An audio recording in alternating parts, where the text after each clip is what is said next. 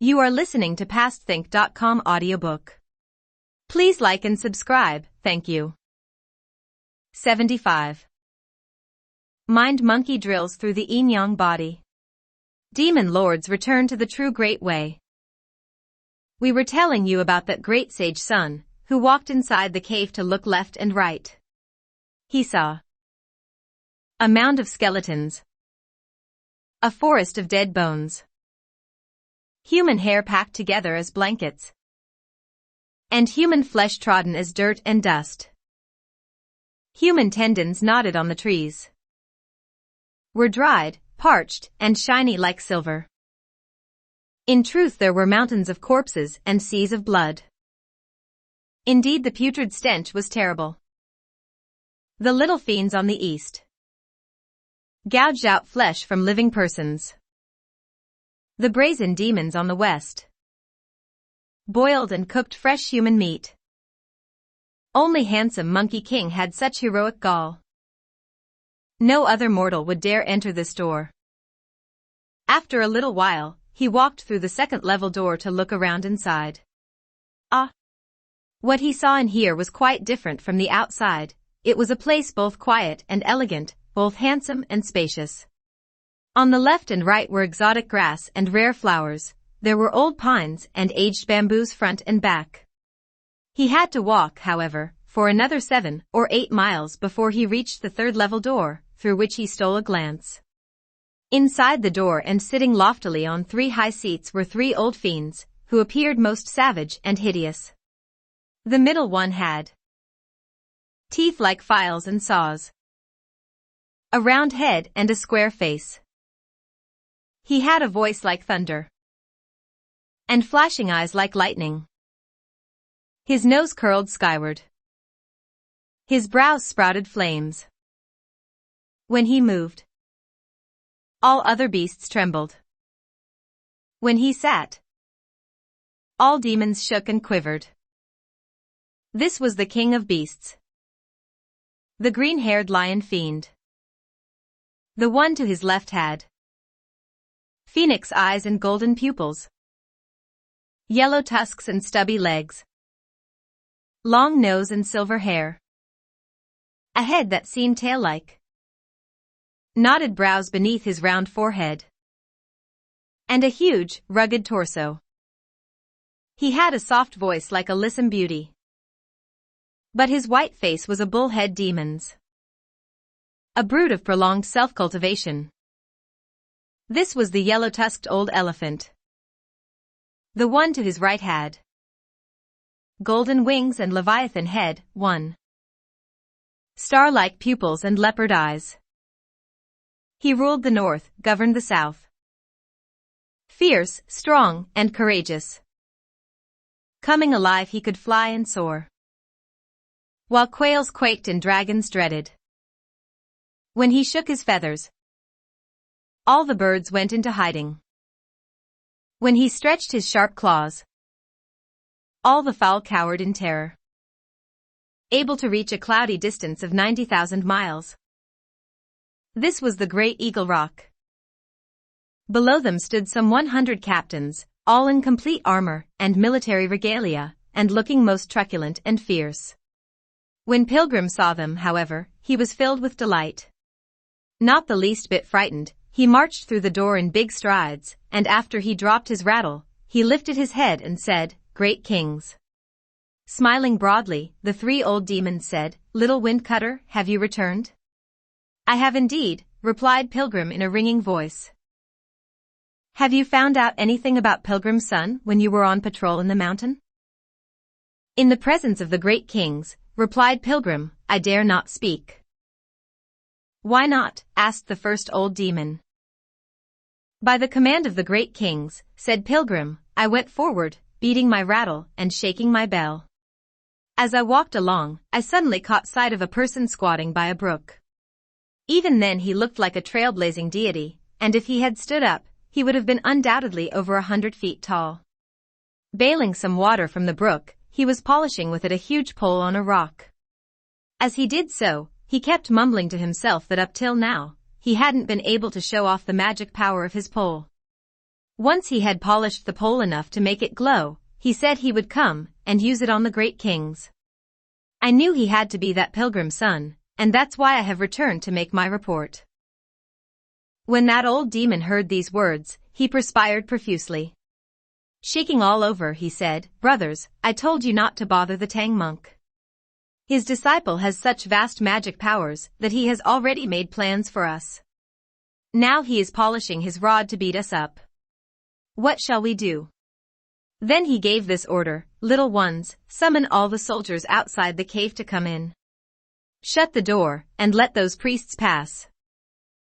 One of the captains who knew what had happened said immediately, "Great king, the little fiends guarding the door outside have all scattered." "How could they have all scattered?" asked the old demon. "They must have heard the bad news too. Shut the door quickly. Shut the door quickly." The various fiends hurriedly banged the front and back doors shut and bolted them. Becoming somewhat alarmed, Pilgrim thought to himself, after they closed the doors, they might question me on some other business in their house. If I can't answer them, I will give myself away. Won't I be caught then? Let me scare them a little bit more, so that they'll open the doors again for me to flee if I need to. He therefore went forward again and said, "Great kings, that pilgrim's son said something that's even more dreadful." "What else did he say?" asked the old demon. Pilgrim said, "He said that when he had caught hold of the three of you, he would skin the great king, he would deb one the second great king, and he would pull out the tendons of the third great king. If you shut your doors and refuse to go out, he is capable of transformations, you know. He may well change into a tiny fly, come in through a crack in the door, and seize all of us. What shall we do then?" "Brothers," said the old demon, "be careful. There is hardly a fly in our cave. If you see a fly coming in here, it has to be that Pilgrim Sunday." Smiling to himself, Pilgrim thought, "I'll give him a fly to scare him a bit. Then he'll open the doors." The great sage stepped to one side and pulled off a piece of hair behind his head. Blowing a mouthful of immortal breath on it, he whispered, "Change," and it at once changed into a gold-headed fly, which darted up and flew smack into the face of the old demon. "Brothers, this is awful," cried a horrified old demon. "That little something has entered our door." Those fiends, young and old, were so terrified that they took up pitchforks and brooms to swat madly at the fly. Unable to contain himself, our great sage broke into loud giggles, which, alas, he should have never permitted himself to do. For once he laughed, his original features also appeared. When the third old demon saw him, he leaped forward and grabbed him, crying, "Elder brothers, we were almost fooled by him." "Who is fooling whom?" asked the first old demon. "The one who was speaking to us just now," replied the third fiend, "was no little wind cutter. He is Pilgrim Sunday. He must have run into little wind cutter, slain him somehow, and changed into his appearance to deceive us here." Greatly shaken, Pilgrim said to himself, "He has recognized me." Rubbing his face hurriedly with his hand to correct his features, he said to those fiends, "How could I be Pilgrim's son? I am the little wind cutter. The great king has made a mistake." "Brother," said the old demon, smiling, "he is little wind cutter. For 3 times every day he answers my roll call. I know him." Then he asked Pilgrim, "Do you have your nameplate?" "I do," replied Pilgrim, and he took it out at once from inside his clothes. More convinced than ever, the old fiend said, "Brother, don't falsely accuse him." "Elder brother," said the third fiend, "didn't you see him? He was giggling just now with his face half turned, and I saw for a moment a thunder god beak on him. When I grabbed him, he changed back immediately into his present looks. He then called out, 'Little ones, bring me some ropes.' The captains took out ropes immediately.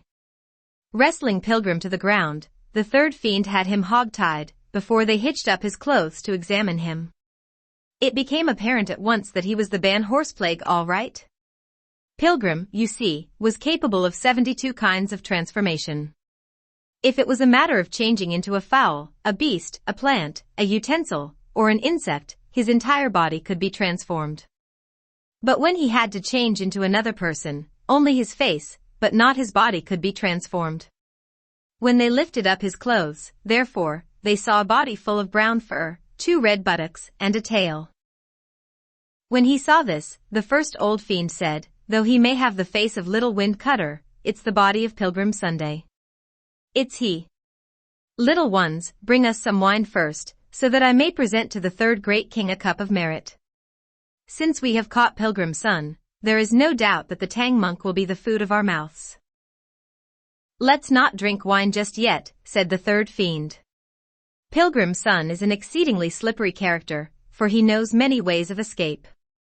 I fear we may lose him.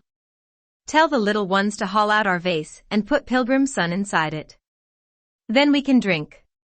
"Exactly. Exactly," said the old demon, laughing loudly.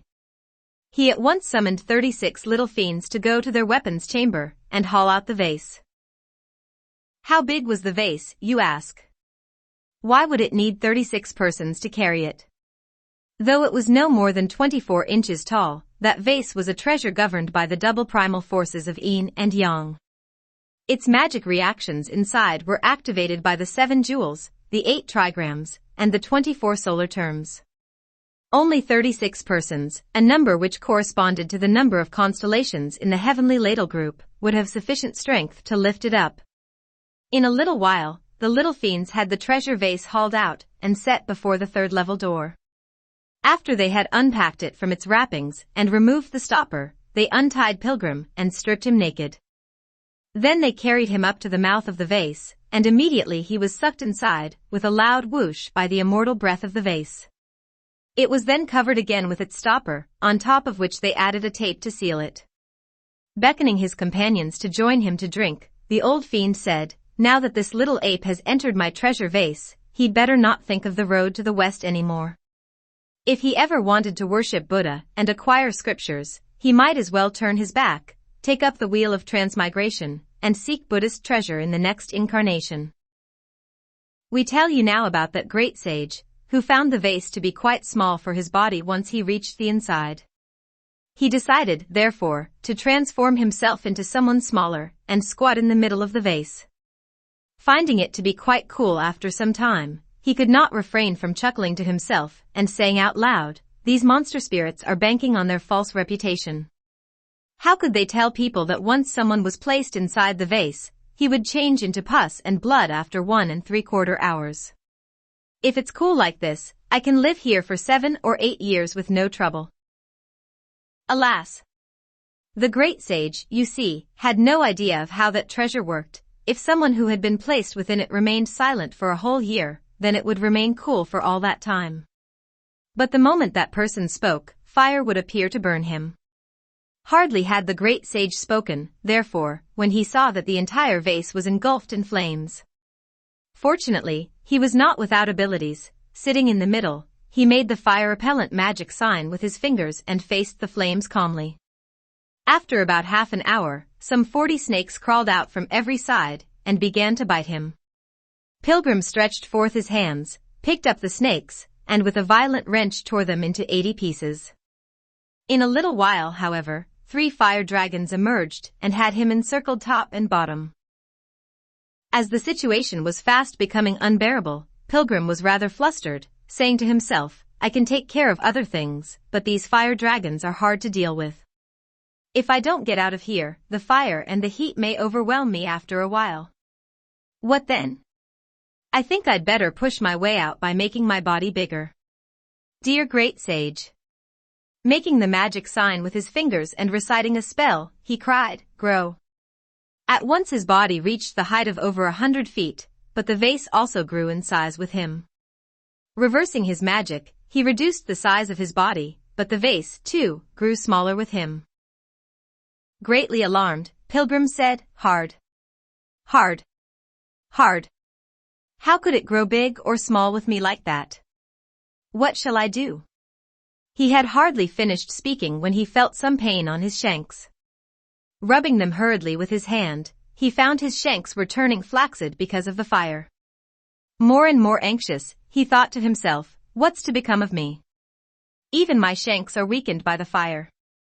I'll be reduced to a cripple." He was hardly able to hold back his tears. Thus it was that he thought of Tripitaka, having met demons and woes.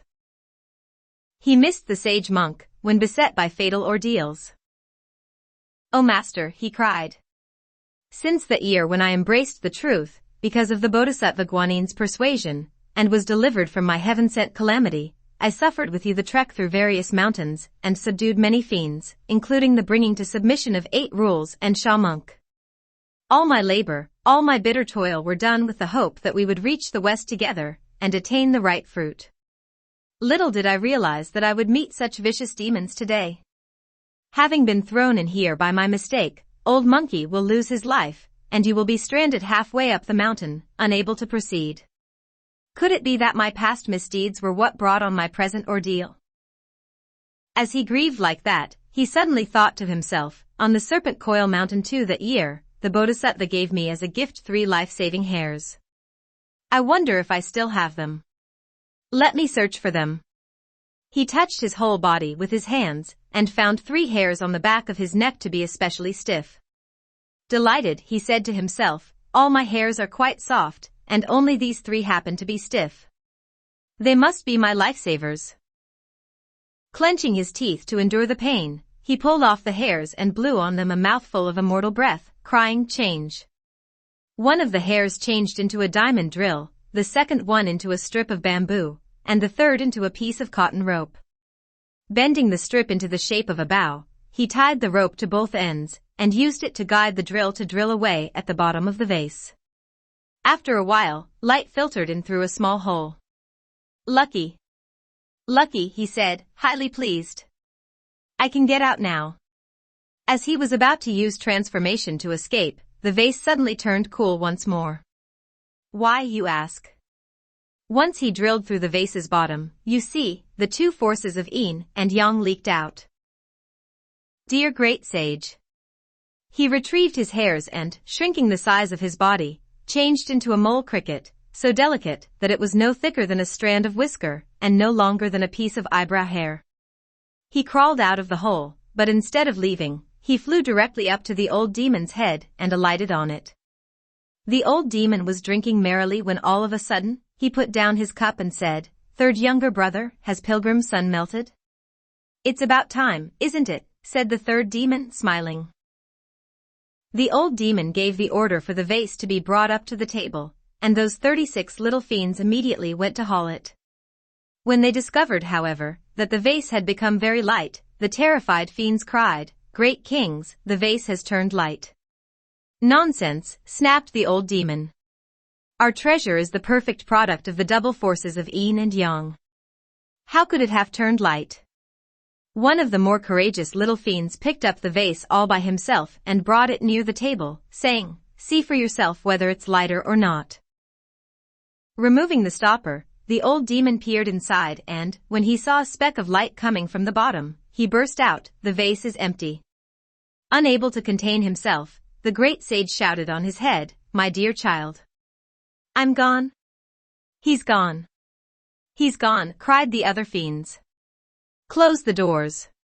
Close the doors." With one shake of his body, Pilgrim retrieved the clothes they took from him, and, changing back into his original form, bounded out of the cave. "Monster spirits, don't you dare be unruly," he shouted back at them as he left. "The vase has been punctured, and it can't be used on humans anymore. It's only good for a night pot." Merrily and noisily, he trod the clouds and went back to the place where he left the Tang monk. The elder at the time was just saying a prayer toward the sky, using pinches of dirt as incense. Pilgrim stopped his cloud to hear what he was saying. With his hands folded before his chest, the elder bowed to the sky and said, "I pray to all immortals of cloud and mist, all devas and gods of darkness and light. May they my good pupil, Pilgrim, assist, and grant him vast and boundless magic might." When the great sage heard such words, he was moved to even greater diligence. Causing the cloudy luminosity to subside, he drew near and said, "Master, I've returned." The elder took him by the hand and said, "Liu Kong, you've worked very hard. When you didn't come back after having gone deep into the mountain, I was very worried. Tell me truly, what sort of good or evil may we expect in this mountain? With a smile, Pilgrim replied, my trip was a successful one this time only because the creatures of the land in the east are blessed with goodly affinity, and secondly, because the merit and virtue of my master are boundless and limitless, and thirdly, because your disciple has some magic powers. Whereupon he gave a thorough account of how he disguised himself as the little wind cutter, how he was trapped inside the vase, and how he escaped. Now that I can behold the countenance of my master once more, he said, I feel like I have gone through another incarnation. Thanking him profusely, the elder asked, you didn't fight with the monster spirits this time? No, I didn't, replied Pilgrim. You can't therefore escort me across the mountain, can you? Asked the elder. As he had always been a person who loved to win, Pilgrim began to shout, what do you mean that I can't escort you across this mountain? You haven't quite proven that you can prevail against them, said the elder. Everything seems so muddled at the moment. How could I dare proceed? Master, replied Pilgrim with a laugh, you are not very perceptive. As the proverb says, a little yarn is no thread. A single hand cannot clap. There are 3 old demons, thousands and thousands of little fiends, and only one old monkey. How could I possibly fight with them? The few cannot withstand the many, replied the elder. I quite understand that you can't cope with them all by yourself. But 8 Rules and Shaw Monk both have abilities. I'll tell them to go with you, so that your united efforts will sweep clean the mountain path and escort me through it. What you say is quite right, said Pilgrim, turning somewhat pensive. Shaw Monk, however, should stay here to guard you. Let 8 Rules go with me. Terribly alarmed, our idiot said, elder brother, you're the one who is imperceptive. I'm rather crude, and I don't have much ability. Even when I walk along, I resist the wind. Of what use am I to you? Brother, said Pilgrim, even though you may not have great abilities, you are still another person. As the common folks say, even a fart is additional air. You can at the very least build up my courage. All right, said 8 Rules. I hope you'll look after me a bit. When things become tight, don't play tricks on me. Do be careful, 8 Rules, said the elder. Shaw Monk and I will remain here. Arousing his spirit, our idiot mounted a gust of violent wind with Pilgrim, and rode on the fog and the cloud to go up the tall mountain. When they arrived before the door of the cave, they found the door tightly shut, and no one in sight. Pilgrim walked forward and, holding his iron rod, cried out in a loud voice, fiends, open your door. Come out quickly to fight with old monkey. When the little fiends in the cave reported this, the old demon was deeply shaken. The rumor spreading for years about how powerful that ape is, he said, has been proven true today. Elder brother, what do you mean? Asked the second fiend on one side.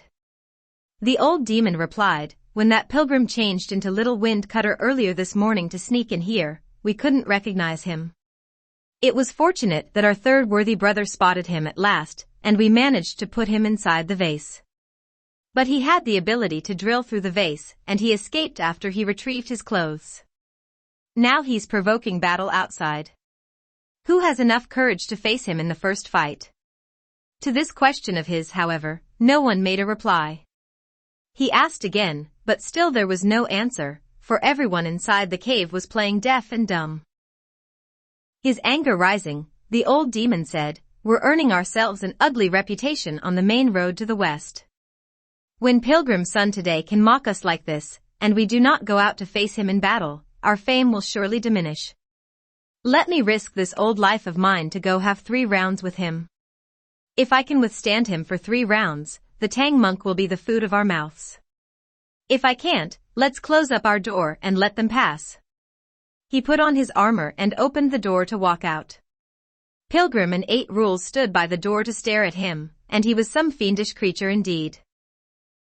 A jeweled helmet topped his iron-hard head, with dangling tassels colorful and bright. Like flashing lightning his 2 eyes did glow. Like shining mist hair on both temples flowed. His claws were like silver, both quick and sharp.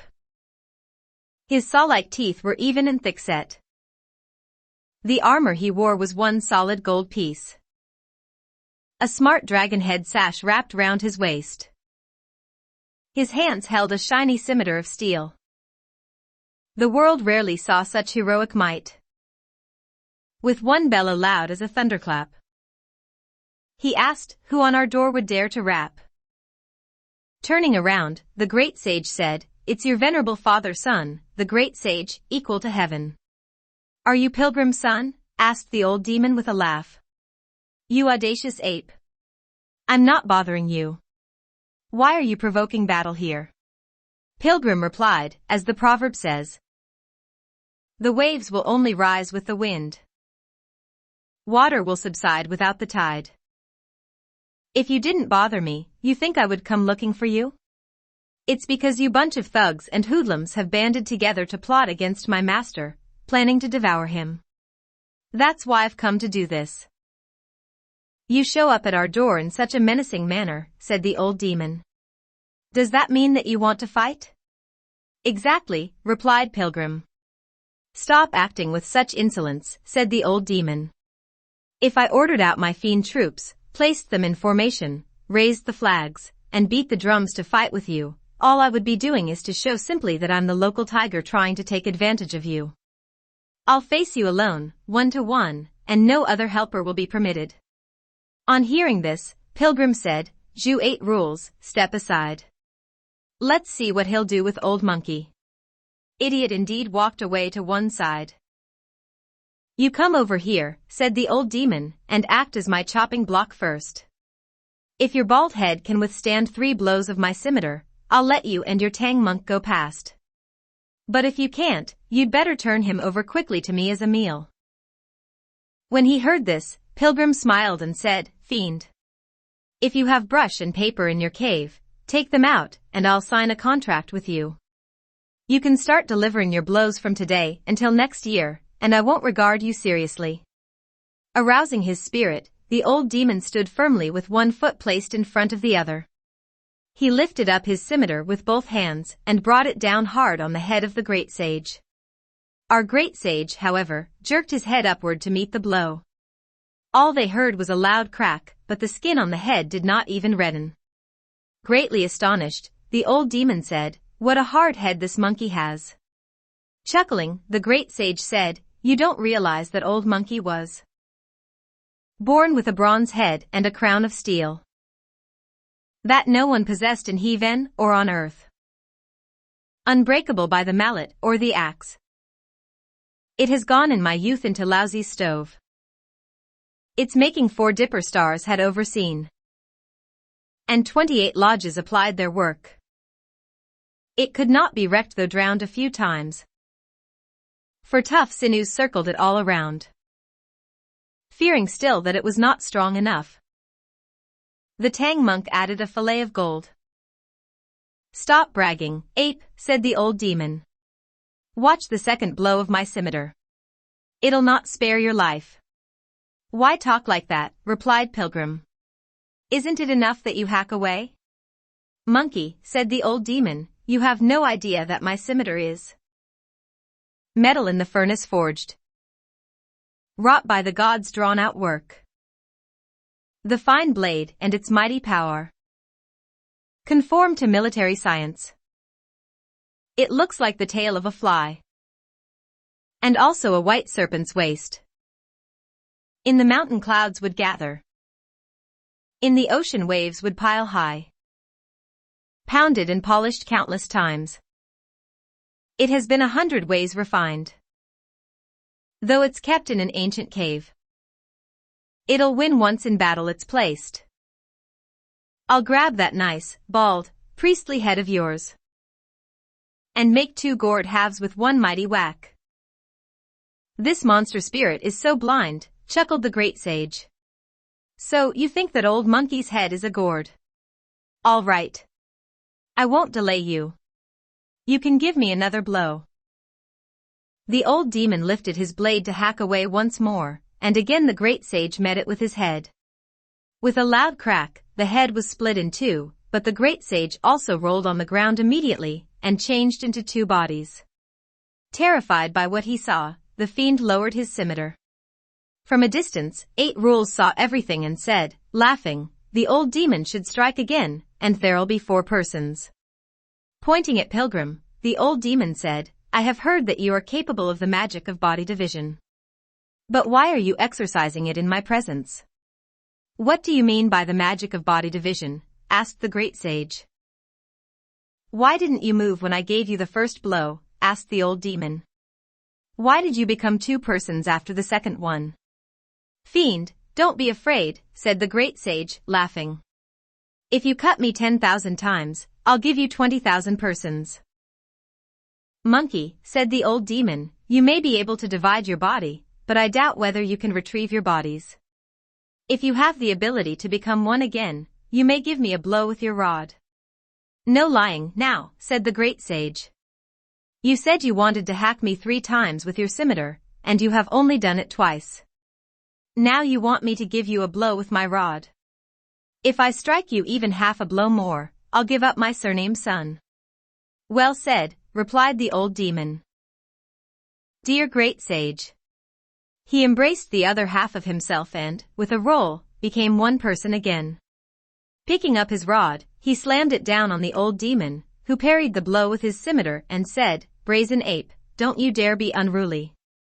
What sort of a funeral staff is that you dare use it to hit someone right before his door?" "If you ask me about this rod of mine," snapped the great sage, "you should know that it has a reputation both in heaven and on earth." "What kind of reputation?" asked the old demon. The great sage said, "The rod of steel 9 cyclic times refined. Was forged in the stove by Lousy himself. King you took it, named it treasure divine. To fix the 8 rivers and 4 seas depth. In it were spread out tracks of planets and stars. Its 2 ends were clamped in pieces of gold. Its dense patterns would frighten gods and ghosts. On it dragon and phoenix scripts were drawn. Its name was one rod of numinous yang. Stored deep in the sea, hardly seen by men. Well formed and transformed it wanted to fly. Emitting bright strands of 5-colored mist. Enlightened monkey took it back to the mount. To experience its power for boundless change. At times I would make it thick as a drum. Or small and tiny as an iron wire. Huge like South Mountain or fine as a pin. It lengthened or shortened after my desire. Move it gently and colored clouds would rise. Like flashing lightning it would soar and fly. Its cold air, far-reaching, would bring you chills. Its deadly aura could imbue the sky. To tame tigers and dragons it I kept. With me it toured all 4 corners of earth. I once disturbed with this rod the hall of heaven. Its might broke up the festival of Peach. Fighting it the Devaraja had no chance. Against it Na found the task most hard. Struck by the rod, the gods had no place to hide. 100,000 soldiers ran and fled. With thunder gods guarding divine mist's hall. I leaped and fought to hall of perfect light. All flustered were the ministers at court. And all divine officers were most confused. I raised my rod to topple the Dipper Hall. And, turning, smashed the South Pole Palace. When Emperor Jade saw how fierce was my rod, Tathagata was asked to face my wrath. 'Twas natural for a fighter to win or lose. But harsh confinement was my certain lot, which lasted for a full 500 years. Then came kind counsels from South Sea's Guanyin. There was, she told me, a priest of great Tang, who offered to heaven a stupendous vow to save the souls from the city of death. He would seek scriptures from the spirit mount. But demons infested the westward way. The journey thus was no convenient trek. Knowing the rod had in the world no match. She begged me to be his guardian on the way. Perverts, touched by it, would go to Hades, their bones turning to flour, their flesh to dust. Everywhere fiends had died beneath the rod. In hundreds and thousands and countless scores. Above, it busted the Dipper Palace. Below, it smashed up all of Darkness Hall. In heaven it chased the 9 planetoids. And wounded on earth the Summoner Judge. It dropped from midair to rule mountains and streams. Much stronger than Jupiter's New Year sword. To guard the Tang monk I bank on this rod.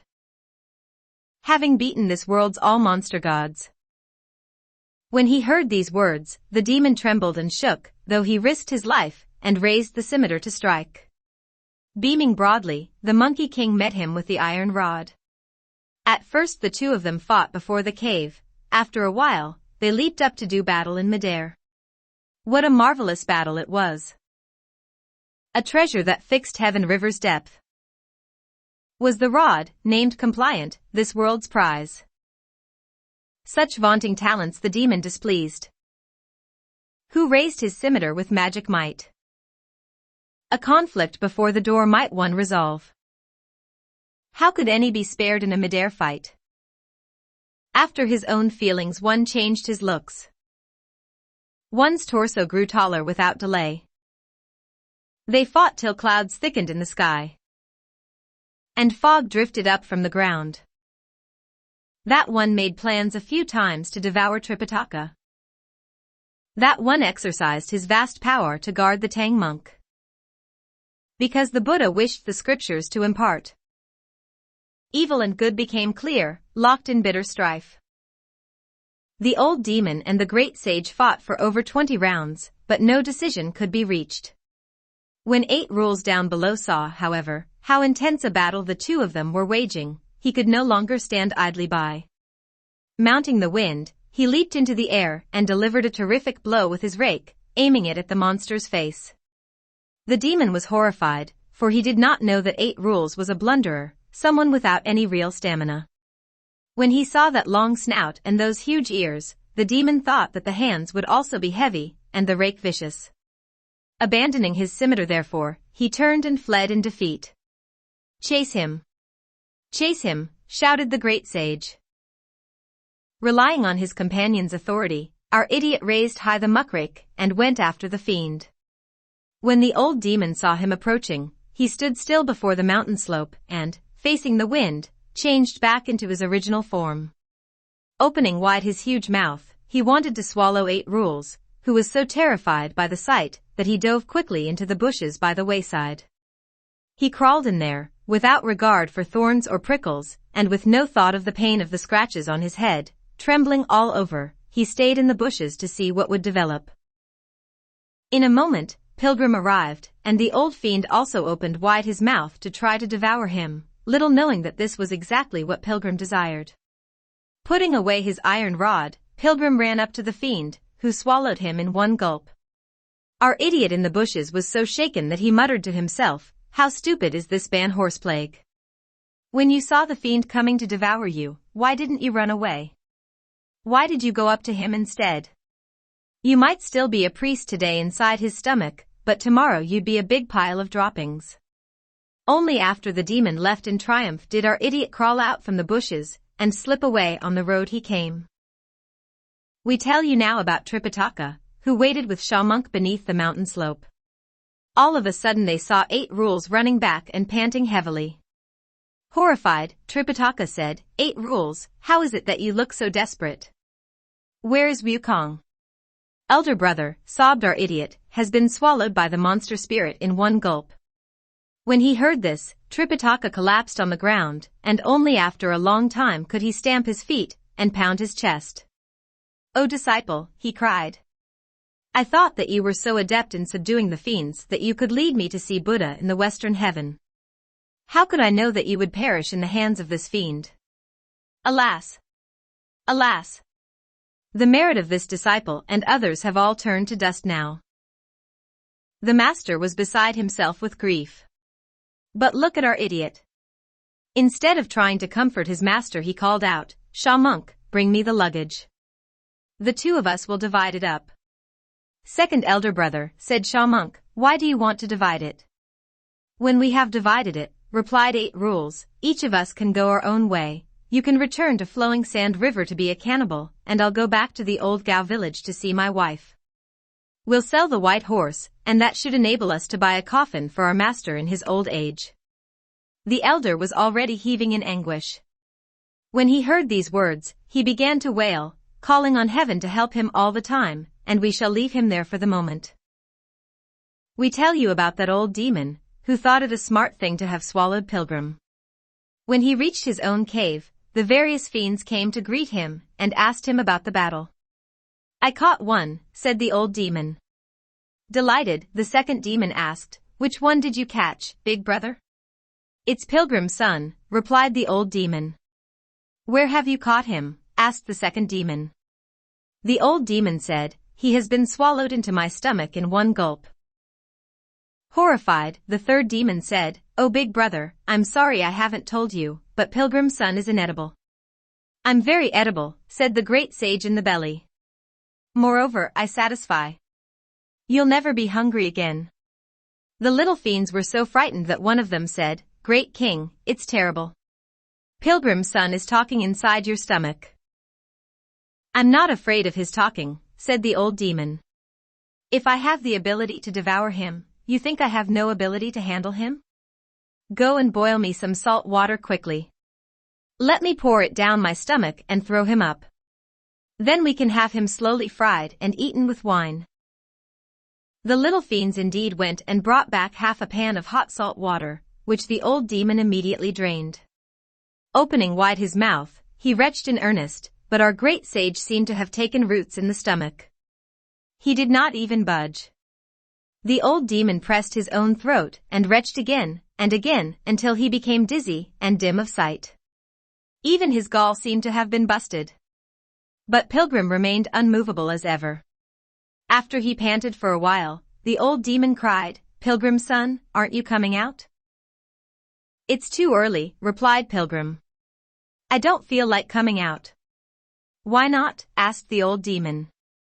"You're not a very smart monster spirit," said Pilgrim. "Since I became a monk, I have led a rather penurious life. It's the cool autumn now, and all I have on is an unlined shirt. This belly of yours is quite warm, and it has no draft. This is exactly where I should spend my winter." On hearing this, all the fiends said, "Great king, Pilgrim's son wants to spend the winter in your belly."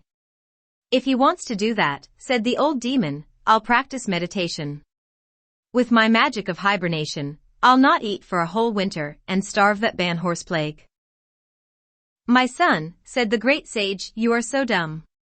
On this journey in which Old Monkey is accompanying the Tang monk to go seek scriptures, we passed through Canton, and I picked up a portable frying pan, excellent for cooking chop suey.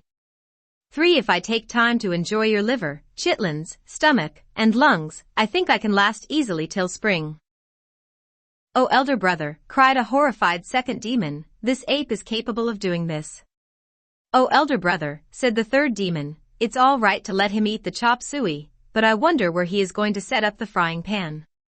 "On the fork of his chest bone, of course," replied Pilgrim. "That's bad," cried the third demon. "If he sets up the pan there and starts a fire, you'll sneeze if the smoke rises to your nostrils, won't you?" "Don't worry," said Pilgrim, chuckling. "Let Old Monkey punch a hole through his head with my golden hooped rod. That will serve both as a skylight and a chimney." On hearing this, the old demon became quite frightened, even though he pretended to be brave and said, "Brothers, don't be afraid. Bring me our medicinal wine. I'll drink a few goblets and kill that ape with the drug." Smiling to himself, Pilgrim said, "When Old Monkey caused great disturbance in heaven 500 years ago, he devoured the elixir of Laozi, the wine of the Jade Emperor, the peaches of the Lady Queen Mother, and all kinds of dainties like phoenix marrow and dragon liver. What, in fact, have I not tasted before? What kind of medicinal wine is this that he dares use to drug me?" After the little fiends went and bailed 2 pots of the medicinal wine, they filled a large goblet and handed it to the old demon. The moment he took it in his hands, however, our great sage could smell the wine's fragrance even inside the belly of the demon. I won't allow him to drink it, he said to himself. Dear great sage. With a twist of his head, he turned his mouth into the shape of a trumpet, which he placed immediately below the throat of the old demon. When the old demon drank in one gulp the goblet of wine, it was immediately swallowed by Pilgrim. When he drank the second goblet, it, too, was swallowed by Pilgrim, and in this way 7 or 8 goblets went down the throat of the demon.